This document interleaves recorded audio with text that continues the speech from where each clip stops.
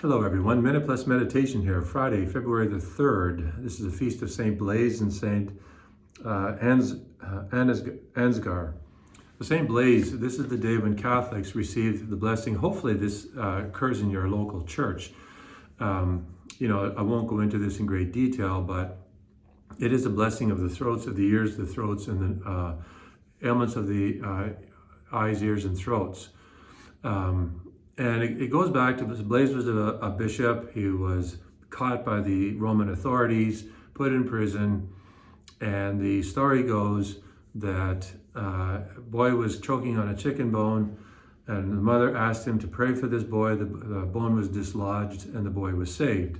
And then, they used to bring candles to him in prison so he could see and read the scriptures. And of course, somewhere along the line, they got, used for the blessing of the throats. So invoke the guidance of Saint Blaise today. Hopefully you get the blessing in church. We bless, the entire student population here, as well as people who come to daily Mass.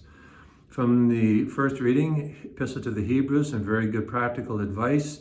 Beloved, let mutual love continue. Do not neglect to show hospitality to strangers, for by doing that, some have entertained angels without knowing it. Isn't that interesting? Remember those who are in prison. Let marriage be held in honor.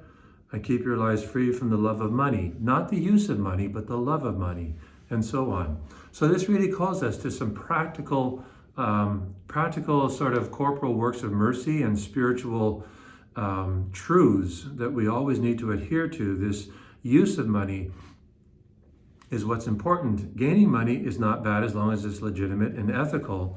It's the love of money. St. James, I think he also says, the love of money is the root of all evil. It can become an all-encompassing thing in our life.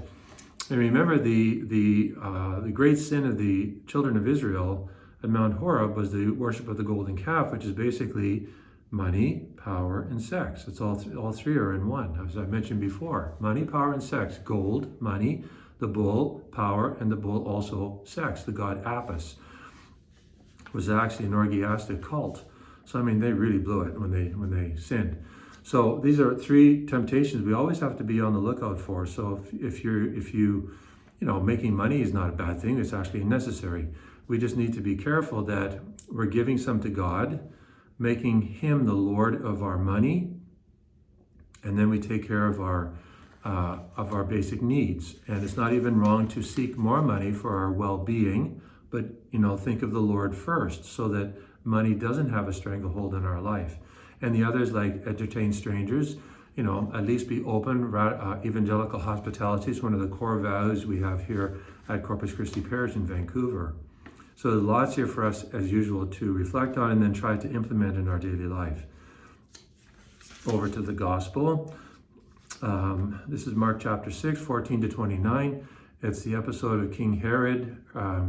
John the Baptist has been raised from the dead, and it recounts how John basically corrected Herod in public because Herod was in open adultery with Herodias, his brother Philip's wife, whom he took from her. And, I don't know, maybe John wouldn't have corrected him if he was not a public figure. Maybe he would have. But Herod was flaunting this, and undoubtedly Herodias was flaunting her position of power as well.